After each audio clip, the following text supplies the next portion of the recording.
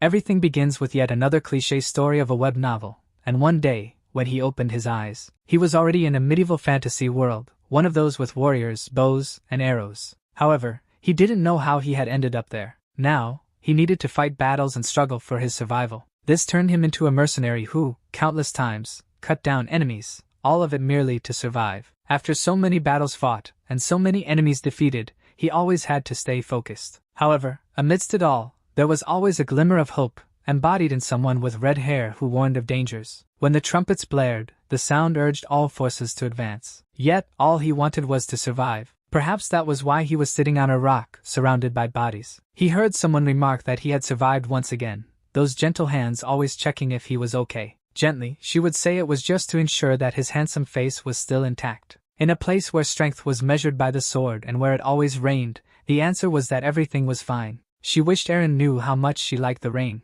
That's why she wanted to go east. Because it rained a lot there, and it wasn't easy to forget her, nor could he, because it was raining. Everything was interrupted by the sound of a whistle, ordering them to run, for they needed to capture him. And everyone called for the captain, asking where the others were, but they would arrive shortly. By the way, who would have thought that gentle Hans would cause such a big incident? There were those who disliked him, all because he was a mage. They believed mages weren't trustworthy people, and that they must have certainly made pacts with the devil. However, that's not how the captain thought. He believed everyone was speaking too much about something they didn't understand. It might just be envy, as Hans had earned the nickname, Pretty Boy, which had previously belonged to someone else. As he walked away, someone asked the captain where he was going, but he simply headed to the barracks. However, Hans' nickname would change from that moment onward. People joked that Hans would still be handsome even if only his head remained. The captain thought that he would probably be executed if captured. At the headquarters of the outer fortress of Kosurdik, the captain knocked on the door.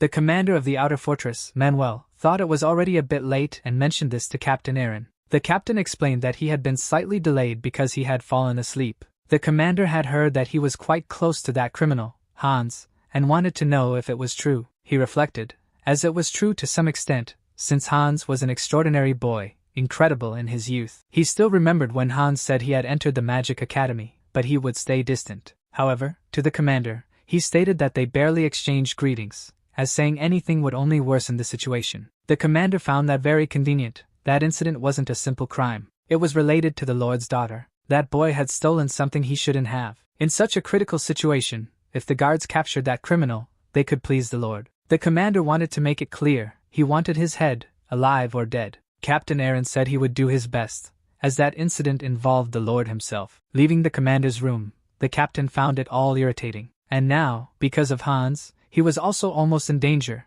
with his own head at stake. He heard someone call him. It was the 4th unit of guards from the fortress, and they were ready. No matter how crazy mages were, that Hans couldn't be hiding in that filthy place. That place was unpleasant, so one of them suggested pretending to search while grabbing a drink. However, the captain didn't like that conversation one bit. They were just foolish medieval men. They wanted to drink, even with their heads on the line. Passing by someone hooded, sitting under the rain, the captain approached and drew the attention of the one sitting in the rain, ordering him to remove his cloak. Giving this command, he already secured his sword, as if ready. The person about to remove the cloak smiled, saying it had been a while, and called him by name. Before the man could say anything more, he received a punch to the face. The distance seemed to have reminded the captain of that person's face, making him angry. He asked if he had been caught, as he knew he had caused trouble. The man tried to defend himself, saying he was just a herbalist in that alley. He claimed he was about to report a theft, but to the captain, that face seemed familiar. Hurt, the two talked,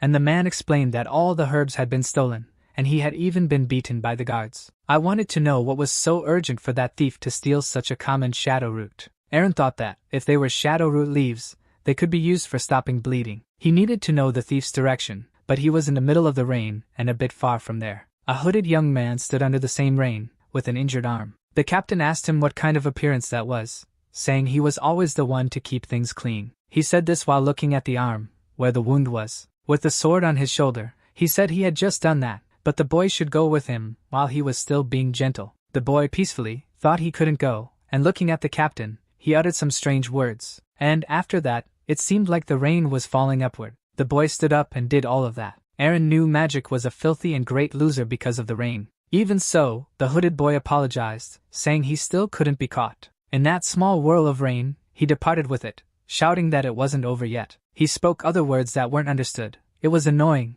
water magic on a rainy day. Looking up and seeing the magic happening, he thought that, if that was the case, he simply took a breath. Doing so, he decided he would defeat the mage and tried to surprise him. The mage cast another spell, and strange words were spoken. It seemed that Captain Aaron sensed something. Filled with rage, he asked Hans to be quiet. He knew there was power embedded in a mage's words. Not believing he could have done that, he threw the sword to strike Hans. He felt a cut and after that realized the drops of rain, which he loved so much, were falling. He recounted hearing rumors that he had made a pact with the demon. Captain Aaron wanted to know if that was true and if there was a scar near his heart. After grabbing him by the shirt, he was checking for the sign of the pact, but he was clean. He wanted to know why he had done something like that, even without being a demon's slave. In tears, Hans said it would be hard for Aaron to understand, even if he said something, but one day he would find out. Aaron, placing his hand on his face and lowering his head, thought he was going crazy. Even so, he hadn't let go of Hans' shirt. He opened a vial with a potion, and poured it over the wound he himself had inflicted on the mage. He said it was a regeneration potion and told him not to be stupid,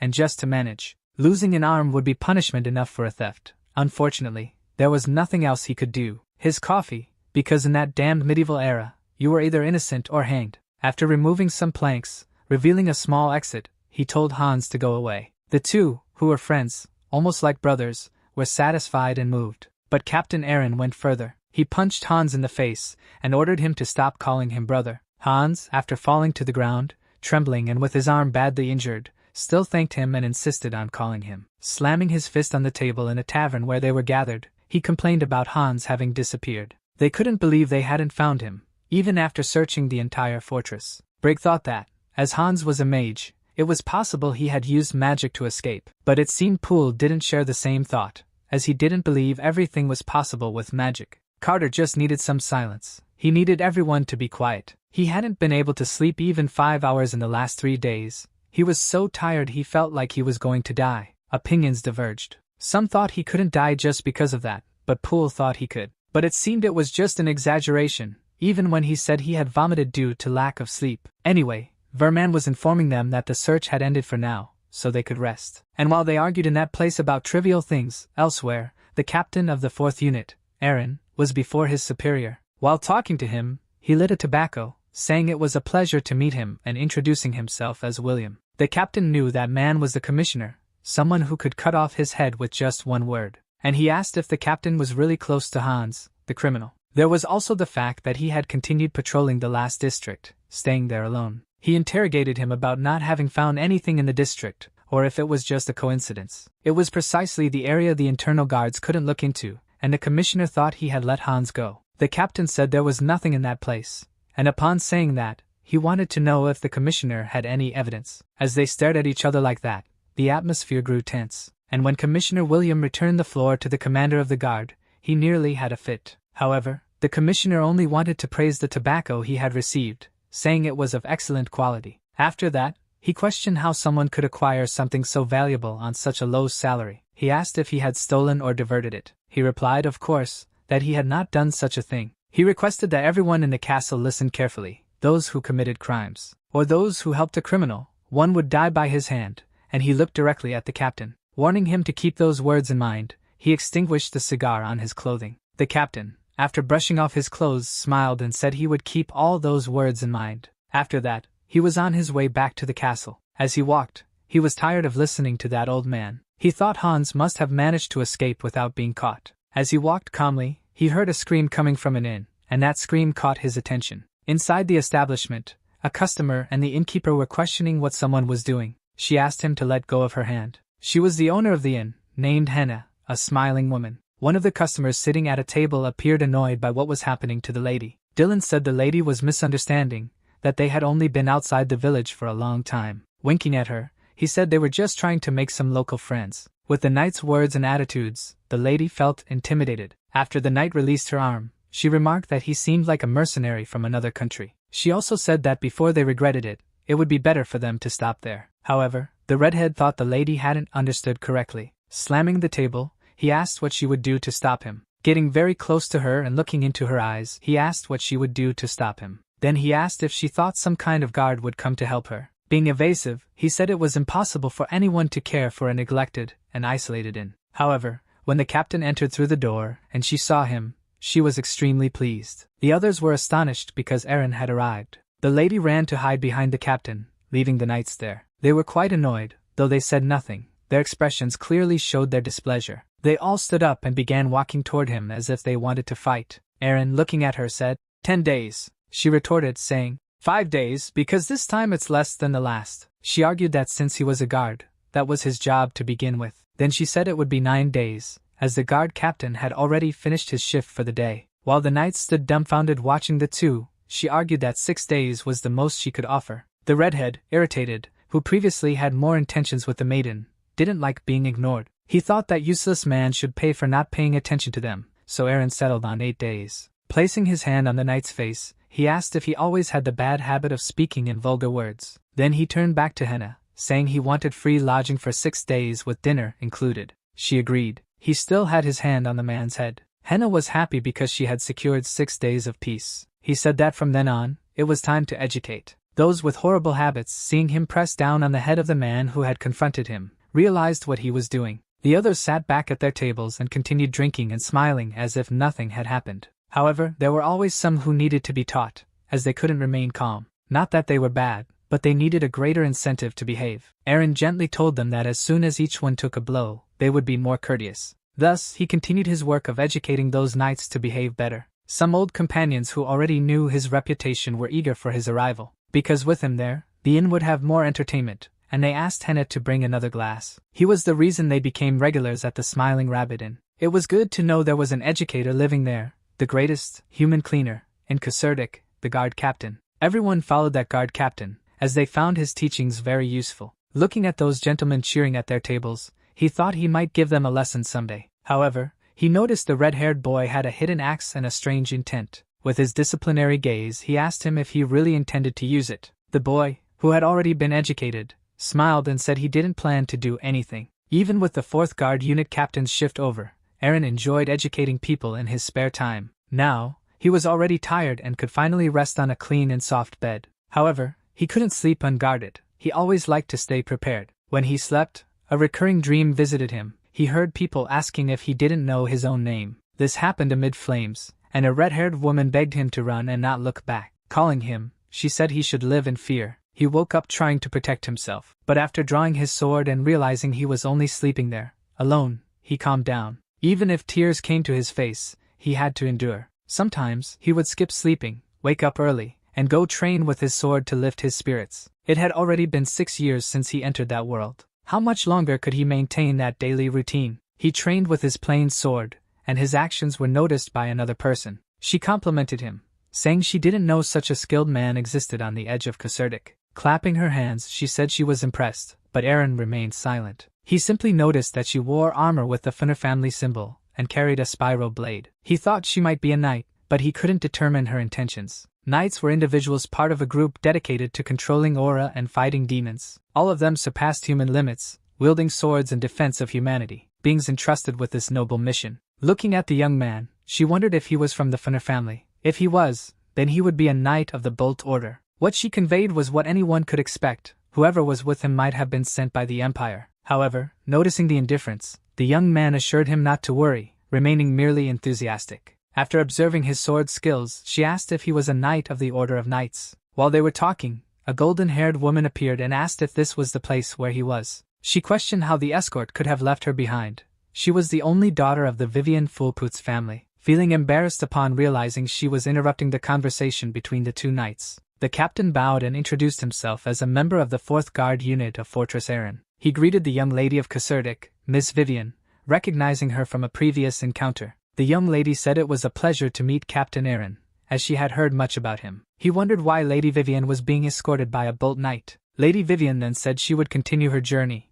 noting that Sir Ben seemed to be in the way. She also told Captain Eren to keep working hard for the fortress's security. To the knight, it wasn't clear if that man was really a member of the guard. It was strange because he was sure he was a knight, just like himself, but he continued on his way, while Eren remained silent, watching the two leave, standing guard as a sign of respect for the lady. He felt something suspicious, but decided it wasn't his business, and it would be better to return to work. His name was then shouted by the fortress commander. Manhwa called him urgently. He thought something had happened, and in a very beautiful place under the blue sky, he needed to resolve the matters. That's why he stood at the door of someone who was shouting a lot. The commander had already told him not to go around picking fights, and if he were to get involved, he should assess his adversaries, as he had already defeated the mercenaries. On that occasion, he would have to resolve the situation alone, which is why he didn't believe those bullies were mercenaries. Moreover, the officer in charge, at whose door he knocked excitedly, was already tired of his presence. She asked if he was indeed the captain of the guard, the one who caused trouble all the time. She thought that if he found the job so bad, he could simply resign and stop causing problems for so many people, as she herself, the administrative officer of the castle, Miss Nova, was already exhausted. He looked at her as if he had a plan. He had listened to the advice of the special instructor, and the only bachelor of the 4th unit, Kale. He knew that, first, he should put on the best smile and doing so, called her name. She stopped talking and looked at him with an unfriendly expression. Secondly, his friend had told him to compliment the woman, highlighting her sweetness and advantages. So, he praised her voluminous hair. She seemed like a perfectly ripe orange, and he wanted to taste her immediately. She looked at him, frozen, just thinking he had completely lost his mind. However, she wouldn't get involved in his madness, as she had many other tasks to complete, given that he only brought her headaches. She told him that the local mercenaries he had defeated the day before should be sent to Bold. Tired of his excuses, she told him to shut up, as she didn't want to hear anything else he had to say. She told him that, since he was involved anyway, he would take the place of those mercenaries. She said she would arrange compensation, and he would clean up all the mess he had caused. Despite wanting to know what was happening, he had to accompany the carriage escort. It departed, surrounded by other people, all of whom seemed to be mercenaries as well. It looked like they were preparing for a major battle or something similar. He had a bad feeling about all of it. Looking to the side, he asked who would be riding in the carriage. That was when he noticed it was the redhead from the previous day, whom he called Weasel. Upon seeing him, the redhead was startled. He said that, since he called him Weasel, he must be the educator from the day before, and that he seemed stronger now. However, Aaron had heard that all of the redhead's friends were still quite injured. He concluded that the redhead had been educated, a little less than the others, though the young man showed respect. As the sun was nearly setting, they were informed that they would stop in a small, nearby village. The captain imagined it might be the village he used to visit previously, but the place seemed abandoned, and rumors indicated that the entire village was completely empty. It appeared everyone had left together, even though they thought that year's harvest had been good. They suspected it might have been the work of a demon, or something similar. The redhead, after hearing all about the demon, noticed that the captain was no longer around. Calling him Big Brother, he started following him, determined to go wherever he went. Passing near the carriage where the lady was, he followed the captain. The place was quite eerie. The redhead asked the captain to wait and inquired if something had happened in that village. He also wanted to know where the people were, but the captain could only remember the past, the times he had been there before. He recalled a child he had met when visiting the village, but the redhead found it strange when he stepped on something. When he asked the captain what it was, the captain, calling him Weasel, told him to look up. Upon doing so, he noticed there were some people hanging from crosses, and the atmosphere was deeply unsettling. The sight disoriented the mercenary. It was too much for his eyes to bear. Still recovering from it all, when the guard captain Aaron was called, he turned and saw it was the lady addressing him. She asked what he was doing there, and he, in turn, wanted to know what she was doing in a place like that. Despite the unfavorable setting, the lady didn't seem bothered by anything around her. Even in a village filled with the scent of death in such a grim atmosphere, people lined up to eat soup bubbling in a cauldron, served kindly by the service staff. The captain and young Dylan sat near a campfire, watching the people line up to eat. Aaron couldn't believe those people were so relaxed they could eat after seeing all that. He wondered what kind of twisted, evil person would do something like that to an entire village. An old man walking in that direction said it was a sacrifice that someone had performed. It was a kind of ritual where humans were offered to demons. The old man noticed that neither of them had eaten yet, and asked if they would like a sip of wine. The captain declined, saying alcohol dulled his senses, but Dylan accepted. Aaron warned him that if he vomited again, he would be educated. The old man was John, the caravan commander. He said he had never seen their faces before and asked if they were really mercenaries. The captain introduced himself, saying his name was Aaron and that he was a temporary mercenary. Then John told them to eat and rest because the journey would be long. Upon seeing the lady, her knight, 2 maids, and a guard, they mentioned she was called the Flower of the East.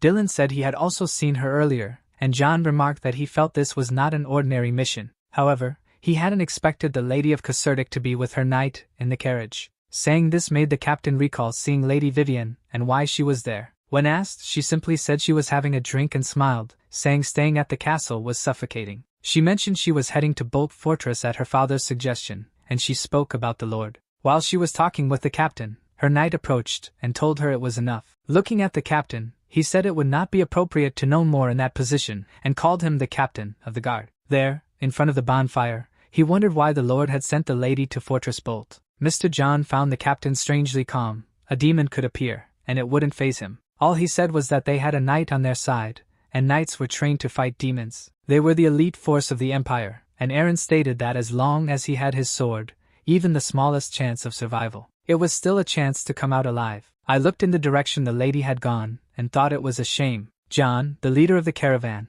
also thought so and wished everyone luck. And so the three of them remained in turmoil by the fire, and he remembered when he gifted a book, and how happy the little boy who received it was. This happened during one of his visits to that village. The book brought back good memories. The boy's name was Horn, and he recalled thinking he had grown. While he was lost in thought, something touched his shoulder, and his first reaction was to neutralize it. Only afterward did he look at what it was. It appeared to be a zombie or something similar, seemingly a terrifying being. It had typical zombie features, sparse hair and a characteristic ghastly appearance. The creature growled loudly, trying to intimidate the captain, who, as long as he had his sword, would defend himself. He struck the being, sending it flying. After observing its appearance, he was certain it was a zombie. However, he heard more of those sounds, more growls, and more of them appeared, and the young Dylan was under attack. But Dylan was defending himself. It was another zombie. The sight left the boy terrified. Despite being a mercenary and causing trouble at inns where he stayed, he was also a cowardly young man.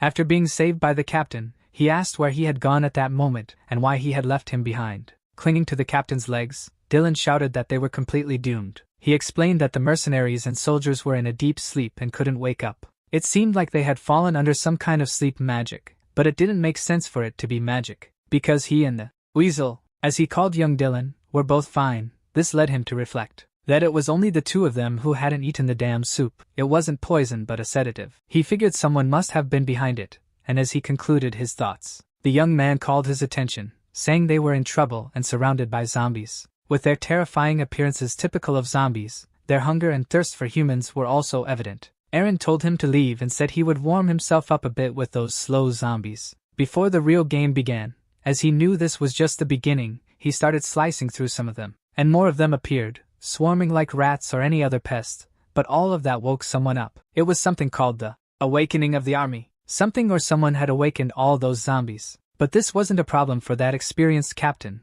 All that trouble was quickly resolved. However, it started raining, and yet one remained, and he noticed it in the rain. When he saw who it was, even with the zombie growling, he recognized him. It was the young boy from that small village to whom the captain had brought books, and, as expected, he had grown a bit. When he saw Horn, he even tried to raise his sword against him, though deeply shaken by his presence. 2 years ago, the captain had hidden in a village, far from his pursuers. It was there that he met that child, who admired him for being a knight and loved calling him Sir Knight. The captain showed the boy a book that featured knights, and in that book, they were strong and cool. Horn was a farmer's son. That boy loved books, and showing him one of his books, he said the captain was the coolest person he had ever seen. In this way, the boy Horn earned a special place in the captain's heart. The captain, who became his reading companion, grew to love hearing the boy's stories. However, now, under the rain, he was faced with that zombified boy. The sight that once filled his eyes with joy now brought pain to his heart. Even after staying in Casertic Fortress, he kept visiting the village to see him. He told him about a library full of books in the city while splitting firewood, and the boy watched. He explained that the librarians were buried in books all day, and he could read them whenever he wanted. The boy decided that this was what he wanted to be when he grew up, a librarian. Aaron thought that for him, as a bookworm, it would be easy, almost a perfect opportunity. Some might say that demons fed on human fear. Every time he raised his sword to finish off that zombie, memories of the boy from the village came to him. He remembered a day when he saw Horn with a face full of bruises, saying he had been educated by his father. This happened when the boy shared his dream of becoming a librarian. However, his father told him that a farmer's son could only be a farmer, and the boy tearfully recounted this to the captain. Aaron told young Horn that it wasn't true, that he could be whatever he wanted to be. Demons fed on human despair, and he couldn't give in to despair at that moment. He put his sword aside and ran to his old friend, kneeling to his level and embracing him in his arms. While it rained, he held the zombified boy, who only growled and tried to bite him. As he did so, he told the boy that he wasn't a knight but merely the captain of the guard at a fortress. Meanwhile, his companion ran through the rain, shouting at him and saying he had woken everyone who was asleep. Leading everyone to eliminate the zombies, they all wielded their weapons. The red-haired boy encouraged everyone to use their swords and axes to overpower the zombies. Meanwhile, Eren laid his zombified old friend's body on the ground and asked Horn to rest. Under the rain, kneeling beside the boy's body, he covered his eyes with his hands to let him depart in peace. He deeply hoped that nothing bad awaited after death, and that only a peaceful place would greet them. An explosion came from the house where the young lady was. He grabbed his sword, saying he would avenge Horn. For his dear friend Horn.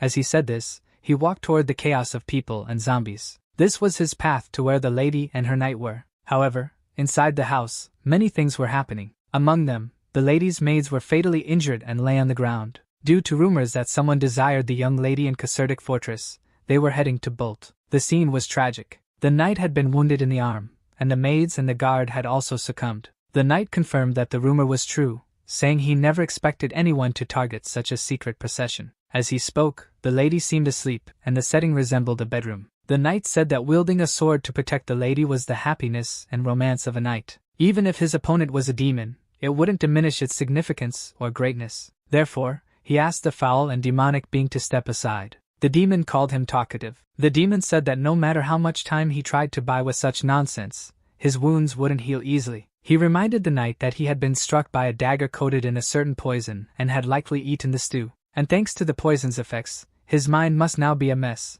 believing he had a chance to defeat him. Confident in his victory, the knight said the demon's actions weren't just disgusting to him, perhaps it was because of his hideous appearance. The demon, enraged, ordered the knight to be more careful with his words when addressing him. He declared he wasn't dealing with any ordinary demon but rather an ancient and powerful one. The demon was at about half the knight's total skill level, and his aura, the demon's seat, was visible. Additionally, the demon had transformed one of his arms to be more demonic. Warning of this fact, he said he would cut the parts that hadn't yet transformed as soon as the knight fell for his provocations. The demon glared furiously at the knight, clearly irritated by the offensive words. Knight Ben had no intention of giving up, believing he still had a chance to win. He thrust his sword through the demon, attempting to cut off the arm that had been modified through demonization. However, the demon, more cunning, grabbed Knight Ben by the neck, seemingly intent on squeezing it further. He told the knight that he thought he might end it if he hit an untransformed part of his body. Seeing the knight's eyes, the demon understood this was his real intention,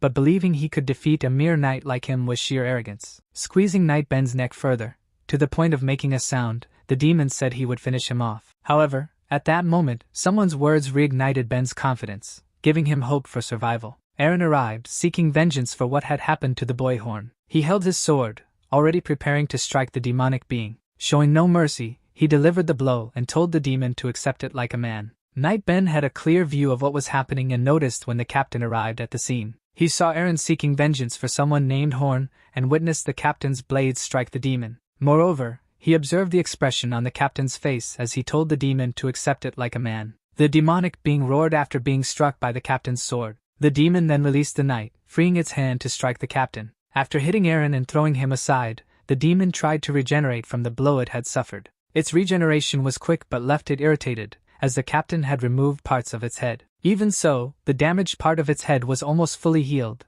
though the demon was furious that this man wasn't even a knight. During the regeneration, the demon consumed precious life elixir. Before finishing, it needed to grab that woman quickly, referring to Lady Vivian. Eren stood again and confronted the demon, angry that it had turned his young friend into a zombie. The captain, once again poised to strike, said it was all because of what the demon had done to Horn. He attacked with great force and vigor, enough to land another blow and subdue the demon. After several strikes, Eren was still not satisfied. His revenge was far from complete. He told the demon to recover quickly, because every time the demon healed, Eren would cut it down again, willing to repeat this countless times. The demonic being, with an arm full of eyes, called Captain Eren a damned fly. The person hosting the demon's spirit began to panic, as the demon's life elixir was no longer enough. The host was now draining his own veins to sustain the demon. At this rate, he would be completely consumed. Eren, seeing the host's despair, remarked that he thought the host was strong enough to withstand more than 1 or 2 blows. However, he proved weak and, even so, deserved to suffer for what he did to Little Horn.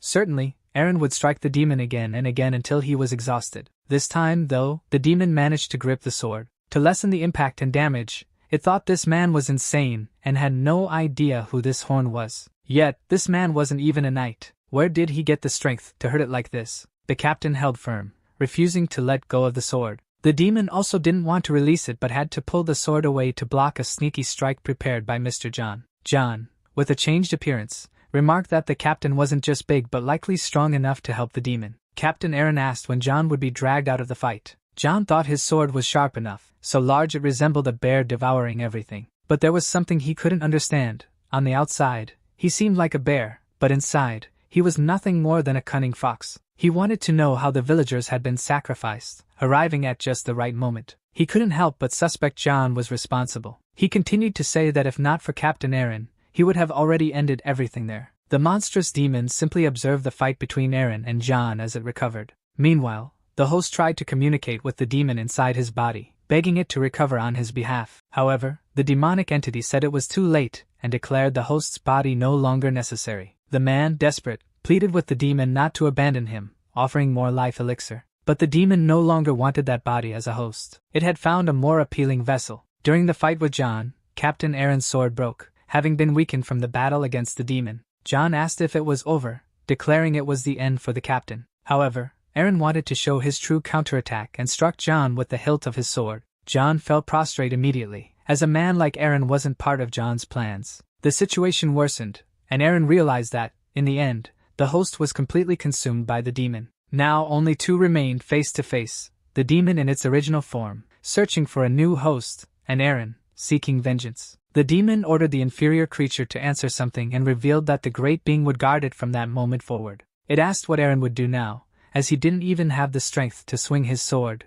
not being a knight at all. Hearing this, Eren lunged at the demon, who was still speaking, saying he was weak and probably wouldn't accomplish anything. Eren retorted that the demon's eyes were large and repugnant. Opening his mouth, the captain said he still had the strength to tear him apart, and then he bit him. It was so intense that the demon felt discomfort as Eren continued to bite. Suddenly, something surprising happened. Something truly incredible was taking place. Eren's vision began to blur, and gradually, he saw two people fighting. A commotion erupted around him, with voices arguing over games and money. Gladiator Gal Guy and the Gambler Wei. Also present was the beautiful mage Avery and comrades from his mercenary days. It was strange being there again. It felt like he had returned to earlier times. Then someone placed a hand on his shoulder. When he looked, he recognized the person calling him Commander, but he could no longer see their face clearly. Gradually, the person appeared, their body riddled with arrows and still pierced by swords lodged in their flesh. The memory insisted on lingering, and he couldn't forget it.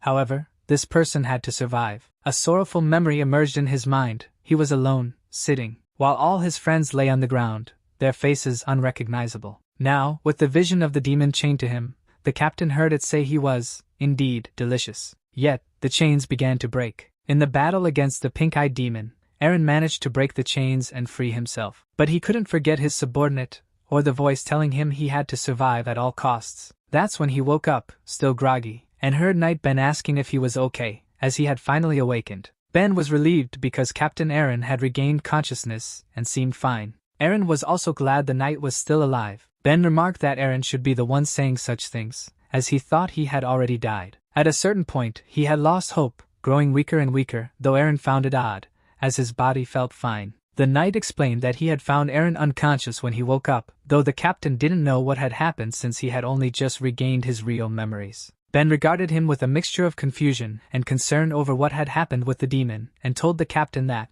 regardless, the demon was in that state. He had found him alongside the demon, which was now completely shriveled, with not a drop of life's elixir left in its veins. Ben asked if this was Eren's doing, though Eren, having been unconscious, couldn't remember what had happened. The captain apologized, admitting that his thoughts were still muddled and that he couldn't recall anything. He reasoned that since the demon was already defeated, the method didn't matter much. But something still bothered him. He didn't understand what the young lady had done so recklessly to provoke the demons, especially since she seemed unaware her life had hung by a thread. Ben gently reminded him that such matters weren't appropriate to discuss with a noble and that the details couldn't be revealed to him. Nevertheless, he said they owed Eren a huge debt and wanted to formally introduce himself. Extending his injured arm for a handshake, Ben said he was a knight of Bolt Fortress and sincerely thanked Captain Eren. Aaron merely said it was no problem. After that, they began gathering the zombified bodies. They created a massive pile and started the cremation. The remaining members of the mercenary caravan stood nearby. Aaron reflected on how they had sacrificed the entire village to summon a demon,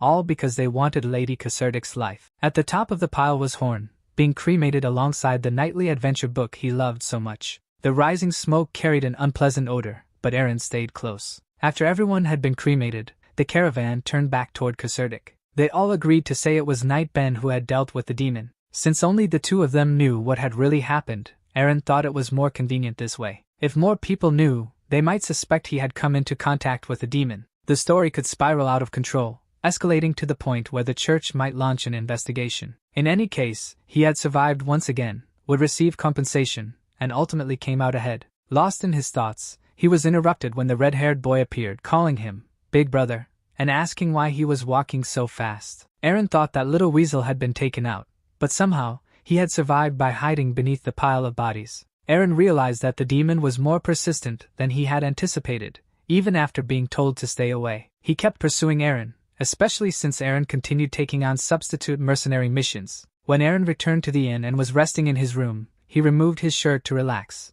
only to notice something on his chest that caught his attention. Looking in the mirror, he couldn't believe it. A pink eye had appeared on his chest. To make it worse, the eye spoke, even asking Aaron how he was doing. Aaron, shocked, screamed in fright. His immediate reaction was to grab a dagger and try to poke his chest to remove the strange eye. However, the demon didn't seem to care, finding Aaron's attempts refreshing, even suggesting he try a little higher. Being typically discreet and silent, Aaron's behavior began to irritate Henna, who wasn't used to seeing him act like that. After some time, Aaron gave up trying to remove the pink demon eye from his chest and simply lay on the bed, staring at the ceiling. He asked if the demon was the same one from before, to which the demon replied that this was what ignorant people called him. Aaron thought that the cursed being must have entered his body when it bit him, realizing this was likely the reason he had lost his memories. The demon told him not to fool himself, saying Aaron had no say in the matter, as the demon had chosen to take control of his body willingly. Aaron demanded that it leave his body and possess someone else,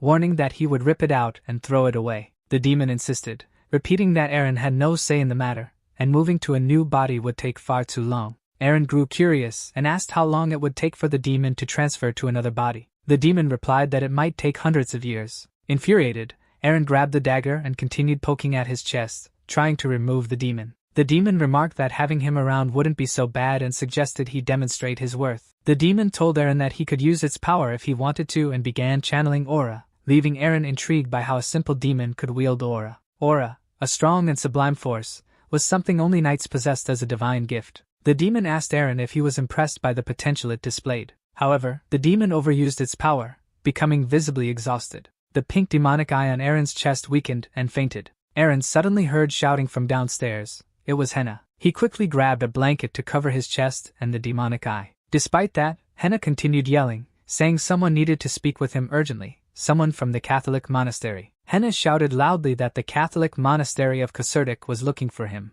At that moment, a man rudely pushed past her, saying he knew Aaron was on the second floor and that he would go up himself. Approaching Aaron, the man said that when a noble called for him, he must go immediately, calling Aaron a damned commoner. He added that Sir Ben was looking for him, only to be met with a hearty punch to the face. Aaron asked the man if he still had that ugly face and called him Jace. Aaron told him to wait, assuring him he would be ready soon, and instructed him to wait downstairs for a moment. After getting prepared, Aaron descended at his own pace. Henna, happy to see him, asked if he was heading out. With her sweet voice, she asked him to return home early, saying she had recently learned massage techniques and would help him feel better. She joked that it would cost him 50 copper coins, but Aaron said it wasn't necessary, as he would be leaving soon. Initially nervous, Aaron reminded himself that they were the ones who had called him. This seemed like the right moment to claim his reward for defeating the demon. When the knight mentioned the glorious achievement of slaying a demon, Aaron decided to let the knight take the title. Aaron recalled telling the knight not to let things become a problem and, if he felt guilty,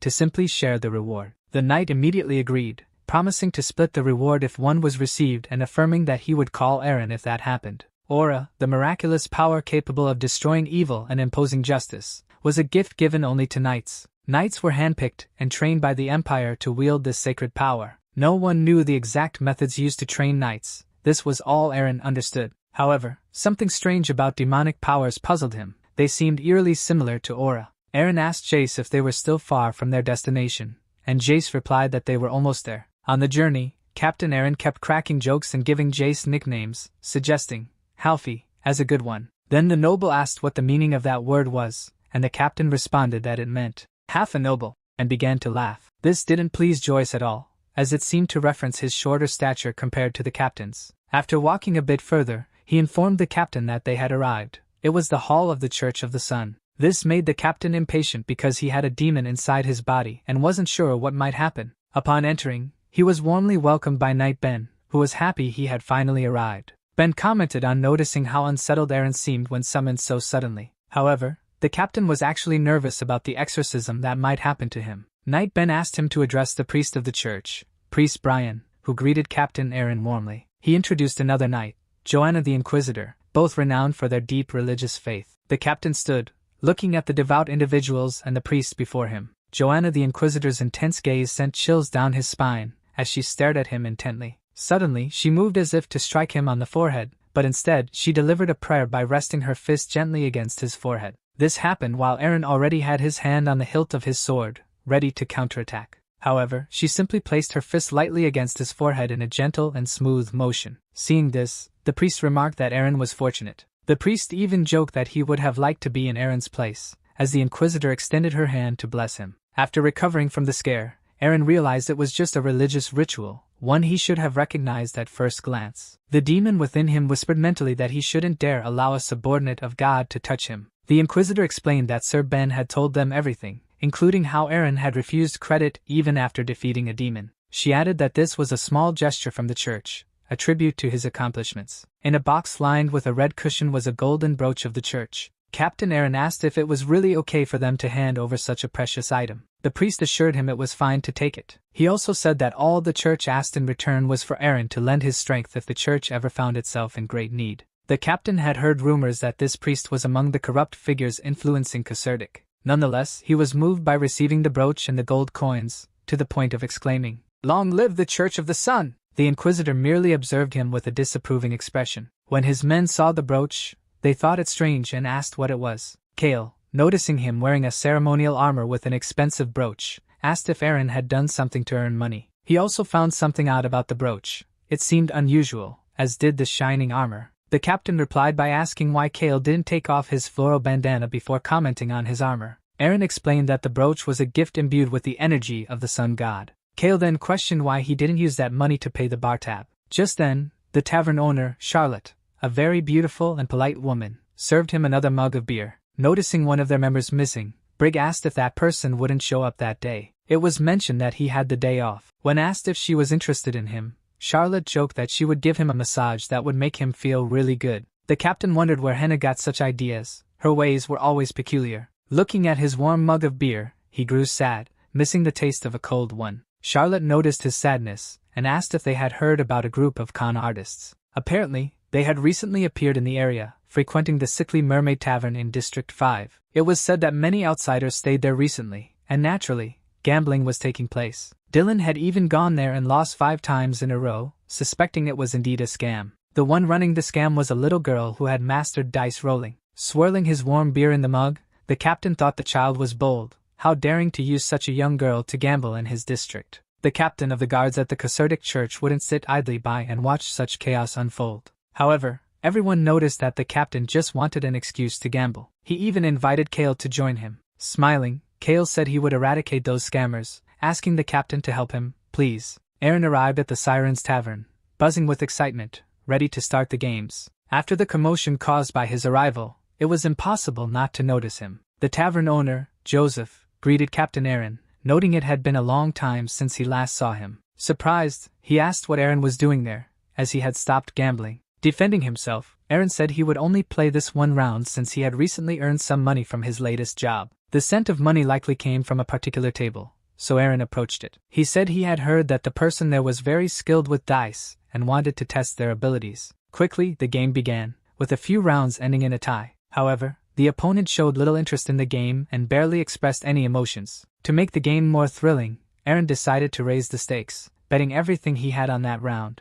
Believing Aaron to be foolish, the opponent doubled the bet. But Aaron had intentionally let a few rounds slip, planning to take everything from the arrogant player now. The opponent, clearly lacking intelligence, kept raising the stakes gradually. Meanwhile, the opponent's accomplices, the real scammers, were pleased, as they were setting up their con. A signal was given by one of the scammers, indicating it was time to execute the trick. A mage among them began using her magic to manipulate the outcome of the dice. In her thoughts, she planned to bankrupt Aaron but apologized silently, as it wasn't her intention to be malicious. She was taken aback when Aaron suddenly asked if she was cheating and using magic. Her eyes widened, and her heart raced. She hadn't expected to be caught. The scammers, upset, asked Aaron, who was drinking and playing dice, how he could prove such accusations. However, Aaron didn't need to prove anything, as it was obvious to him how the game was being rigged. She had left a die showing a 4, ensuring that the next roll would also result in a 4, guaranteeing her victory for that round. The scammers tried to claim Aaron was lying and crazy, but when the cup was turned over, the 4 was revealed,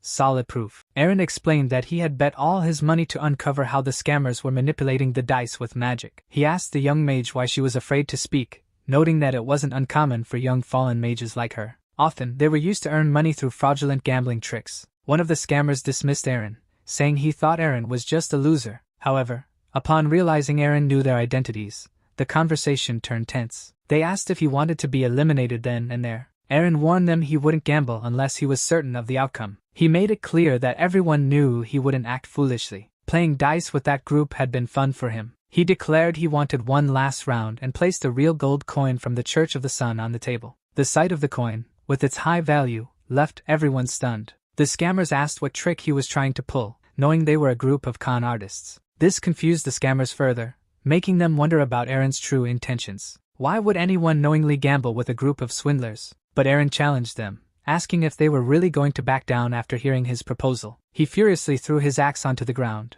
Placing the axe on the table, Aaron said he would bet everything he had, including his hand. One of the scammers approached and warned Aaron that a single mistake would cost him his hand. The atmosphere grew heavy, as the game now risked far more than just money. Aaron told the young mage she was just a child and should be attending a magic school, not wasting her time there. He warned her that her magic wasn't strong, as she had been caught so easily, and had much to learn. He suggested she might not be in school due to poverty, and could be trying to save money for her education. The girl, furious, told Aaron not to speak without thinking and not to spout nonsense without knowing her story. She then removed her hood, revealing her youthful face and violet hair. Aaron realized by her reaction that he was correct. She was indeed saving money to attend a magic school. The scammers, realizing Aaron now knew their strategies and identities, decided he needed to be eliminated. As soon as the dice revealed the result, everything would come to an end. However, Aaron, brimming with enthusiasm, asked the young mage if she knew any spells to chill beer. She was astonished by the question,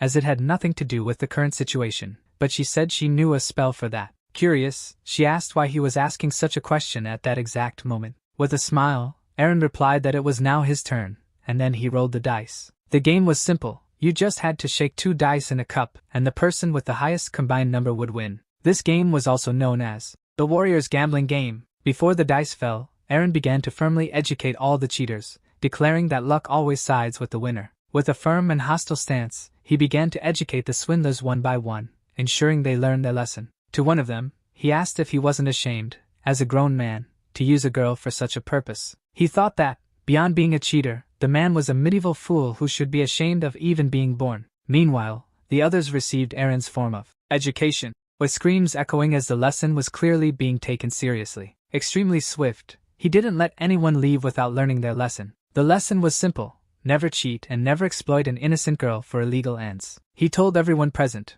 especially those still standing, that this life would bring them nothing good. The young girl sat in a corner, terrified by the education being meted out by this man. Up until that point, Aaron had dealt with all the cheaters using nothing but his hands. Kale, one of his subordinates, stood nearby, watching how Aaron handled the situation. He knew that whenever Aaron planned to gamble, a fight was bound to break out. However, the man Aaron was dealing with was wanted in the neighboring city. After everything was settled and the swindlers had received the punishment they deserved, Aaron went to find the girl who knew magic to chill the beer. He set out in search of her. The girl was trembling in a corner, thinking that, after dealing with the others, it was now her turn. However, Aaron approached her and told her he understood that she needed money. He offered her a deal: if she chilled his beer, he would hire her for a job. He promised her a room and clothes until she could enroll in a magic school. That was the proposal he made, extending his hand and inviting her to come with him. She immediately accepted, as she needed money to get into magic school. Back in his usual environment, Eren resumed his routine. He trained with his sword during downtime,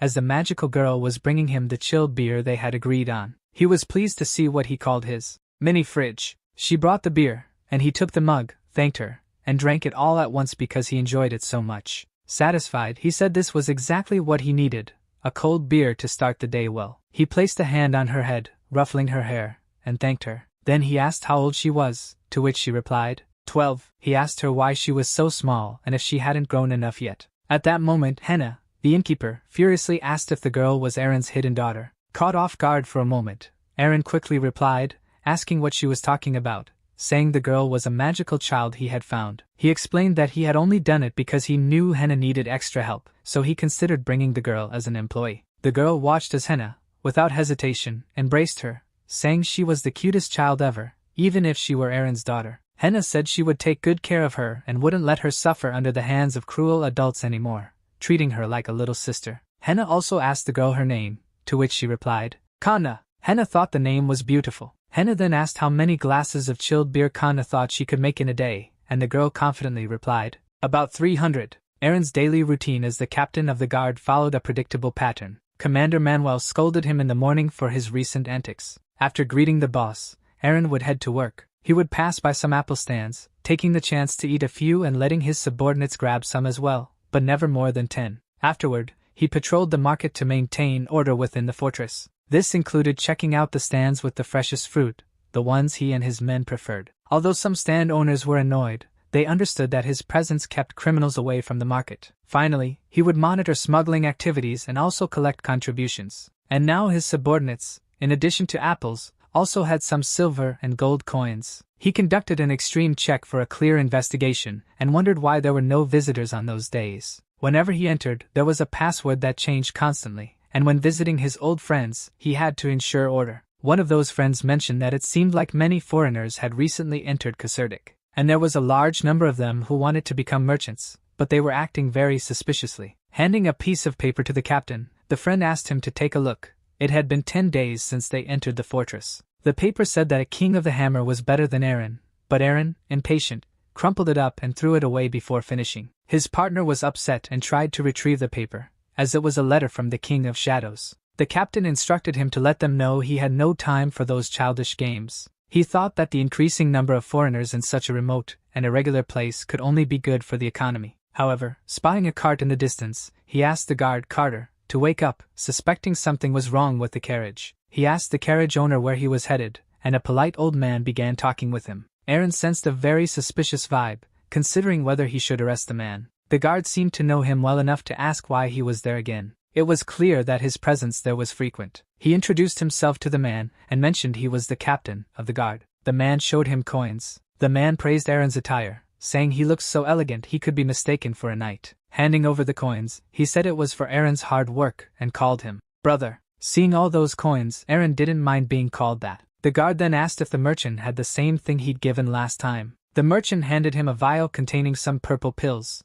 Everyone was very satisfied with the bribes they received. However, the captain insisted that, regardless, they needed to check everything that entered the fortress. He asked the merchant if he had anything suspicious with him. The merchant smiled and replied, "Of course not." Grinning, the merchant said that if he had anything like that, he would have paid a higher entry fee. The captain noticed the merchant had a tattoo on his neck and seemed extremely nervous. The guard, pinching his nose, was startled by what was in the carriage. He quickly called the captain to come and look. Upon opening it, they found some slaughtered animals already in a state of decomposition. Besides the stench of rot, there were worms crawling everywhere. The captain asked what the merchant planned to do with all that, but the man just stared back at him. The captain thought the situation was undeniably suspicious. The merchant, realizing he needed to provide more incentive, handed out additional bribes. Once the bribes were distributed, the carriage full of rotting meat was granted free passage. As the cart entered Caserdic Fortress, the driver thought everyone there was incredibly foolish. He mused that he would turn that place into something so terrible that hell would seem like a pleasant place by comparison. The captain asked the guard if the merchant's name was Dorno,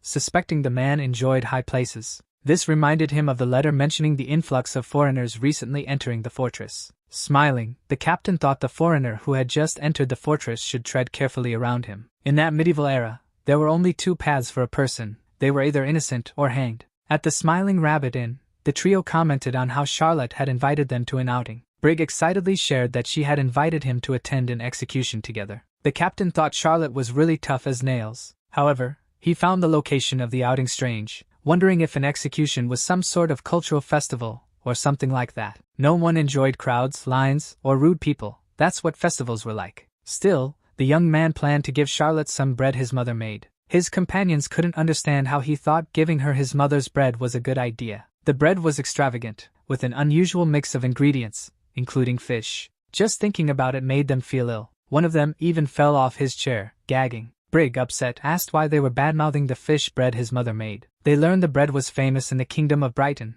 his mother's homeland. The captain joked that no one in that kingdom had a sense of smell or taste. Brig thought the captain was being very mean, especially after Verman started retching just from remembering the bread. Aaron asked if he was feeling better, and then one of his informant friends arrived, saying, "Cornelia's flowers never wilt." He was immediately punched in the face, which seemed to be a signal among friends. It was then reported that Scar appeared to be looking for him, so he dragged his friend along and said to Brid, who was with Vernon, wishing him all the best and telling him to enjoy his meeting. In return, Aaron was told to come back safely. Still dragging his friend, Aaron passed through an alley and arrived at a place where he was warmly welcomed by someone waiting for him. The man with the axe asked if Aaron still remembered the oath. This was Scar, proclaimed King of the Shadows. However, Captain Aaron didn't seem to be in the mood for that kind of joke. He asked what Scar wanted, accusing him of bothering people while they were eating. He also asked what those jackets were about, wondering if they were from a school team, and demanded they return the hat. Angry, Aaron questioned why they hadn't taken it off yet,